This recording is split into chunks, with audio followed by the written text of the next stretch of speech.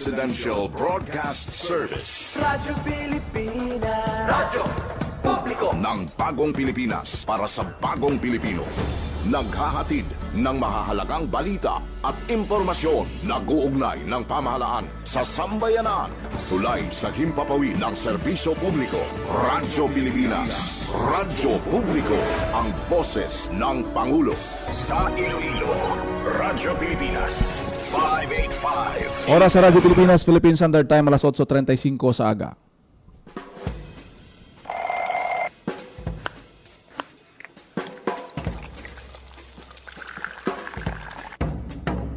Aga sa Iloilo. Masako. Magahod. Mapagsik. Panibagong adlaw pagkatapos ng pahuway sang gabi antes. Bag-o nga paglaom. Isa naman kapag himakas sa matahom nga palaabuton. Iloilo Morning, ang programa nga kaupod ninyo sa pamahaw kon aga. Magadulong sang labing ulihi nga balita, mga istorya halin sa Iloilo, kag iban nga bahin sang rehiyon, mga ginahuluhang balan, kag mga trending topic sa social media. Ululupod naton at tubangon ang maayo nga aga. Magpamati na sa Iloilo Morning. Diri sa 585 kHz sa AM bands ang inyong mga radyo. Radyo Pilipinas Iloilo, the only government radio station in Western Visayas.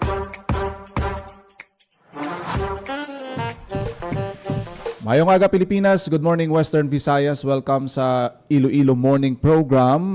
Adlaw kita sa Miyerkules, Marso 11, tuig 2026. Good morning sa aton siniya pinalangga mga tagpalamati kag mga viewers naton.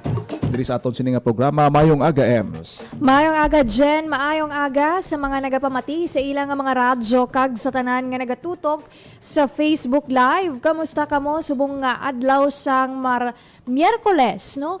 Isa ka adlaw matapos ginpatuman ang big time oil price hike. Kamusta ang mga motorista naton, ang mga driver, mga nagapasada sa ilang jeep, no? Kamusta kamo subong nga adlaw sang Martes, no? Subong tagid dyan mabatsyagan ang epekto sa big time oil price hike, no? Kay ti kahapon sang Martes gin patuman ini. So ang pagbantay man naton niya sa pagsaka sang petroleum products diri sa syudad kag iban pang bahin sang Western Visayas. Ginusisa naton kahapon mga sitwasyon sa mga gasolinahan sa syudad sa Iloilo. Kitaan ginaton kahapon nga adlaw nga ti daw medyo after sang grabe nga pilahay sa mga gasolinahan na bigan nga gabi. Ti kahapon daw medyo naghagan-hagan man. Pero ti medyo masinaton nga damo ang nagpabutyag sang ilagid sini nga balakhuon kay ti daw hamakon mo mga tricycle driver kahapon aton nga na interview Ems kay karon tagaan ta na sang kahiginan nga mapalayag ang ila sini nga mga sentimiento.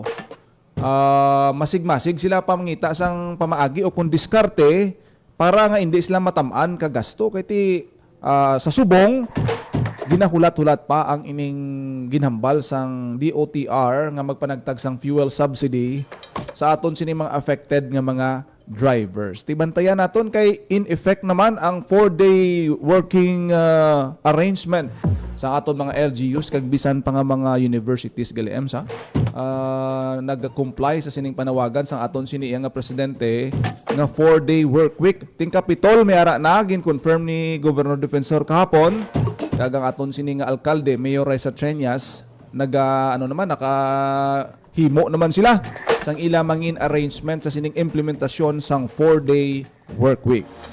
Di para sa iba naton nga mga local government units, no, ang ilang ulihing on-site nga working day is Huwebes o kung buwas nga adlaw, pero may pila man kita ka mga LGU nga nagpili nga Monday ang ilang non-working day, no?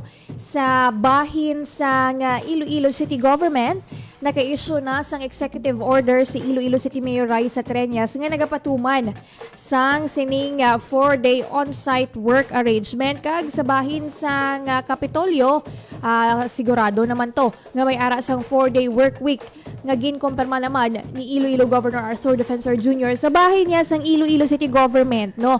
May makapili ang mga empleyado depende sa ilang nature sang trabaho kag kung ano ang ilang mando sang ilang immediate supervisor. So aside sa option nga work from home, pwede man sila ka field work or community engagement, no, para masiguro naman nga ti ang mga empleyado naton nga nagapatuman sa sining flexible working arrangement sigurado nga nagaobra kung naga-work from home, no. Ang Iloilo City Government nagmando sa department heads nga dapat may ara sila sang attendance monitoring kag accomplishment tracker nga regular nga ginapasa sa Office of the Human Resource Manager sa Iloilo City Government para ma-monitor o kung matrack ang obra sang mga empleyado nga nagapatigayon sang flexible working arrangement. Pirmado na ina ni Mayor Raisa Treñas. Ngon, epektibo subong nga semana tubtubwas nga adlaw na lang ang duty, no, sang mga offices ya nga apektado sang sining 4-day work week dira sa may Iloilo City Hall. Si Govia dyan, naka-issue na sang EO or wala pa? Ti kahapon nga adlaw, no, may ara na sing may ay sinapol gapon si Governor Defensor kaupod sa mga department heads man ginistoryahan ining implementasyon sang 4-day work arrangement sa pagsunod man, no, sang Presidential Memorandum Circular 114 ni President Ferdinand R. Marcos Jr. Ti kahapon nagkadto kita dito sa Capitol kay mga usisa kita tani kay Gov kay ti abi naton dito pa si Gov, no, pero dito sila gali sa may Haniway kahapon nga adlaw nag-meeting. Na notice naton kahapon siguro daw gamay-gamay yung mga tawo sa kuanaw sa Capitol haw. Pero sa dalom damo nagapila sa pangayo assistance bla mga bulig pa hospital pa burial. Di sa dalom, damo kliyente, no, sa ibabaw, do medyo gamay-gamay ang lamisa. Halimbawa daw, 50% sang mga lamisa daw wala ma-occupy. Posible nga siguro, no, na-implement na ang 4-day work week sa bahin sang Capitol. Kag importante nga masustain, no, kaya wala man nagakahulugan nga until Webes lang. Bisan Biyernes, may tawo, importante may tawo nga nagaman sa mga departments nga damo-damo nagapangayo sang bulig. Kay balanta yan, ang gapangayo bulig wala na yung 4-day work week nga ginasunod mo. Ang bululigan bla wala na yan sang untat sige na iya ti amo man na sa City Hall. No, so ginatun-an ang ang pag-overlapping sang mga personnel para ma-make sure nga wala sang blanco, no, kung hindi mauntat ang operasyon para sa aton siniya nga mga pumuluyo. Kaya for now, wala naman kita sang iban pa nga opsyon. Kaya magsiling kita nga fuel increase, kag hindi lang niya siling niya nga minimal o kung sinintimos, tanan affected. At tanan maapektuhan, transport, mga estudyante naton ti amo na siling gani kuno sang iban EMS. Ang gasolina kag ang krudo nagtaas, pero ang balon kuno sa mga estudyante do wala nagtaas. Ay nano man yung mga estudyante naton. At hindi ka mo sagad ka pinagusto da ka gasto kay si nanay nyo kag si tatay. Gapangita gid paagi nga kinion ang ilang nga mga budget. Diba si magdemand mo sila blang tani nay tay dugangan nyo man amon nga balon. Ay, hindi na ka magpadugang sa inyong balon kay going na kita sa closing according ni kay Sir Hernani Jen, no? Ang schedule sa academic calendar sa mga eskwelahan sa idalom sa Department of Education natalana na nga matapos subong nga bulan sa Marso. In fact, nakaset ang ilang nga mga graduation kag recognition rights sa ulihin nga semana sang Marso, March 29 to 31 kag ang pag-finalize sang mga grades kag ang listahan sa mga honor students kag awardees natalana sa March 22 to March 28. So ang DepEd nagpatuman man sang ilang 4-day work week sa bahay naman pagid sang City Hall, no. Ang pila man niya ka mga opisina nga nagahatag sang ginakabig nila nga basic essential services kaangay sang social services, no, ang traffic, no? Hindi na ya apektado sang 4-day work week kag ang ground level sang Iloilo City Hall kung sa din ara dira ang office of the city treasurer kung may mga transaksyones kamo dira mabayad kamo sa mga business permits or ma-apply or iban pagid nga mga transaksyon magapabilin ina nga bukas kag hindi apektado sang 4-day work week. Ti sa aton sini nga mga koturan, actually bisan wala pa nagtaas ang presyo sang katong. Ang ining proposal to implement sang 4-day work week bisan dito sa Manila ang isa ginakuha na ni gina-observe na ni since pandemic, 4-day work week tapos may isang work from home. Pero ang isa sa una sa ginatudlo nga rason, ang traffic dito sa may bayan sang Metro Manila. Pero may mga grupo na kag may mga previous proposal na iniya EMS nga bisan pa nga magnubo ang presyo sang produktong petrolyo, dapat i-implement gid ang 4-day work week kag sang pandemic time na implement na gid ina. Di kung sa inyo, abi, sa inyo, pabor ka mo, nga himuon na lang nga permanente ang 4-day work week, provided nga, ang oras kada semana, ang working hours, amo man na iagyapon. Isang una na-implement na sa mga hospitals, tingob-tingob duty high bala, mga frontliners dayon tingob man day off. Titungod sining challenge subong sang Middle East crisis naton nga ginatubang, kita subong ang nakuga kag naapektuhan ng aton sining nga supply sang krudo, hindi gid mangin normal tungod sang nagapadayon nga conflict dito. Pamatian ta nay bala ang mga reaksyon sa mga tricycle driver kay kahapon nga adlaw ginkwaan ta sila sang reaksyon kung anong immediate impact sa ila kag samtang nga wala pa ang fuel subsidy, ano ila nga pagahimuon, ano ang mga diskarte nila, ano mga tips nila nga ginahimo para makakinot sa pagkonsumo sang gasolina sa ilang mga motorsiklo. Palayag naton ang aton sining interview sa duha ka mga tricycle drivers, Sanday Benji Agusejos kag si alias Arnold sang Balabago Tricycle Operators and Drivers Association. Ya ka aro ko bay bala bago. Ti kumusta ang pagsaka subong sang gasolina apektado man income Apektado gid gamay man siya apektado sir. Naka-income ka man gyapon, makapuli ka man gyapon, may dala man gyapon. Pila na dula sa inyong income abi? Napit sa tunga ko sir. Mga pila? Siyempre, dango man may kabiyahe motor mo. Oo. May sakyan pa, may bus pa. Kung sa una pila mo na income sa kadlaw estimate lang. Butang mo ang 1 sir. Oo, ti subong. Kung puli ka na, may citizentos na lang. Oo. 700 kiti, may yung sakang gasolina mo. Di ko may fuel subsidy kuno tagaan mga tricycle driver, okay man na sila. Oo, okay man tanay sir eh, kung mayara. Dako nga bulig. Oo, dako mo lang nga bulig sa mo. Kano panawagan mo? Ate, sa tanang nga mga driver, te, antos-antos lang gamay, kaya anong tanang kaya muna. Sige. Kagabiyahe. Nabatian si si Benji Casillos. Matian ta ni si Arnold naman sa isa man ka tricycle driver.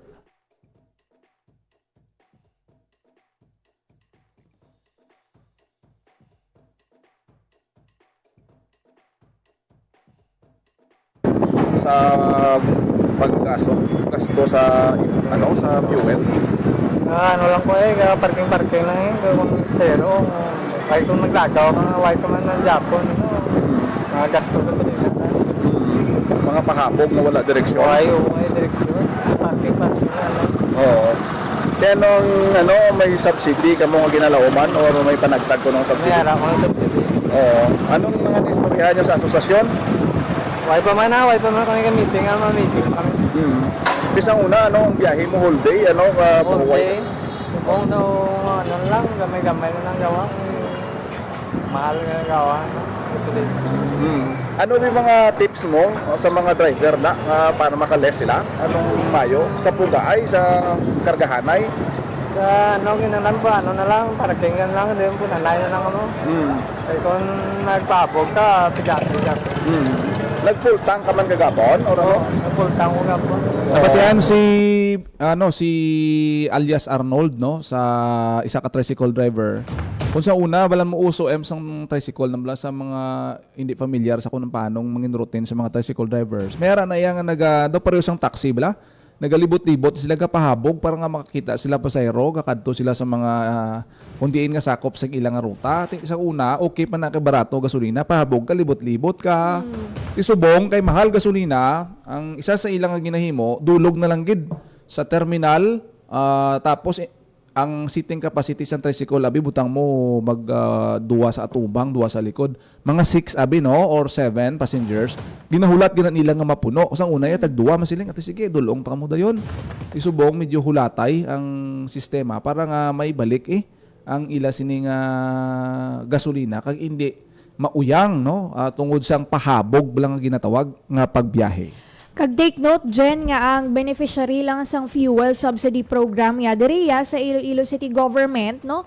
Ang mga tricycle driver nga may ara sang prangkisa kag residente sang syudad sang Iloilo nga nagabiyahe diri man sa city routes, no? But sa lingon, hindi niya dala ang mga kolorum kag iban pagid nga mga makabig nato na wala sang franchise, no? Ti ang mga e-bike kag tricycle drivers dala alaihan sa fuel subsidy program kay ti ang na-mention lang didto mga jeepney, modernized jeep kag tricycle, no? I-follow up naton ina kay ti lantawon naton kung may pasulod bala sa sesyon subong nga Miyerkules, no? Ang nakuha naton yung impormasyon nga may mga konsehal kita nga ma-privilege speech may kaangtanan sa pagsaka sa presyo sang petroleum products, no? Ang balatayan diri kung aside sa privilege speech may ara bala sang resolution or any nga motion sila nga ipatuman agud mabuligan ang mga apektado sang sining pagsaka sang petroleum products. So karon na, no? Alas 10 sa aga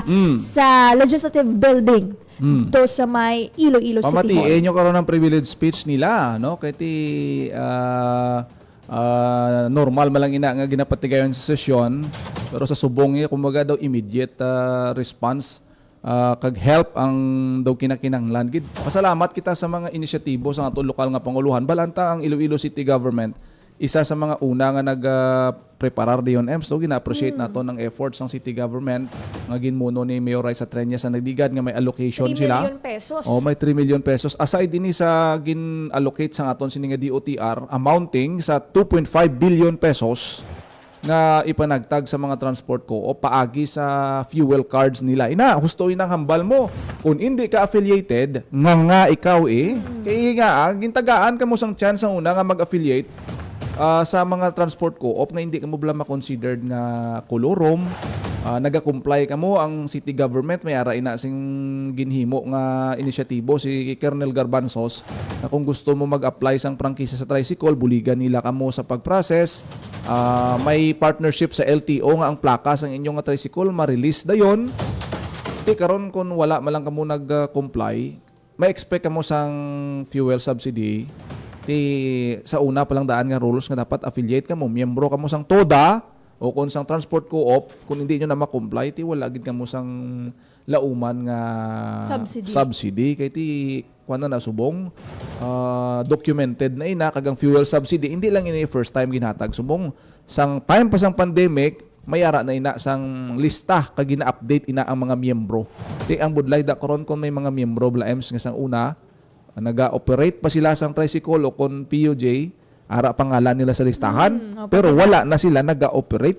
Basi wala kung magdiretso sa ila ang mabaton kag hindi ini pagbusi-sion, magdoble ang pagpanagtag sang assistance no sa mga hindi deserve nga mga recipients. Diri daan sa syudad dyan, ipaagi ni siya sa fuel subsidy coupons. Kag syempre, para maging matawhay ang ilang tagtaga na ipaagi ini sa mga operators, no? Kag sa ilang tag sa cooperative con associations, no? Di sa karon ang ilang ginapadasig na kuno according kay Joy Fantelaga Gorsal, spokesperson, no? Ginapadasig na ang proseso sa documents, no? Kay ang ila subong ang inaubra, mapatigayon pa sila sang bidding kung diin inikuhaon ang ining fuel subsidy coupons, no? Pero ang sigurado na ya nga ang 3 million pesos napain na ya para sa fuel subsidy. Ti ang target nga beneficiaries mga around 2,000 nga drivers diri sa syudad sang Iloilo. Tibantayan naton ina no. Ang update man niya sa Department of Energy gin-anunsyo ni Secretary Sharon Garin nga dapat i-release immediately gilayon madasig ang fuel subsidy.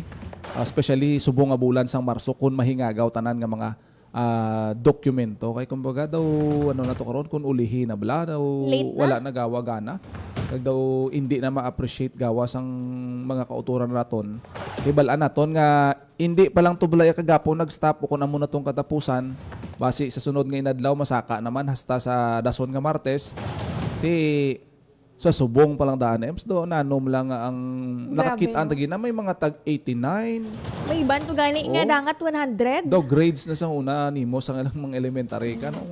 mga tag-as mo ganabot no binta may ara gani 108 sa ano Negros nga napicturan bala ti hamakon mo na temprano pa kag wala pa matapos ang giyera Kaga ang pagbaandam man sa mga gasoline stations nga grabe man magpasaka kag ginagamit man ang ining nga oportunidad nga magpasaka no kag may mga rules man dyan no nga ginpagwa may kaangtanan sa wala pagpahanugot sang ano bala hoarding sang mga petroleum products sa pagina may iban dito nga nagbakal sang ginalon nga mga gasolina or diesel products nga hindi ina pwede kag makabig pa ina nga threat no sa inyong nga kabuhi. So ang pagbantay man naton sa padayon nga pagsaka sang petroleum products bantayan ninyo diri sa Radyo Yung Pilipinas. gasoline station Iloilo. pa lang na ha. Wala pa ta ka istorya sang impact sini sa mga basic ano ton sa mga mga kalanan, mga merkado, mga ginabaligya nga mga goods. Ti magpaandam ng PSA daan nga ti laban-laban gid. May Domino adjustment gid, may epekto gid din sa presyo sang basic commodities naton once nga magtaas gulpiada ang produktong petrolyo. Philippine Standard Time, alas 8:57 na sa aga.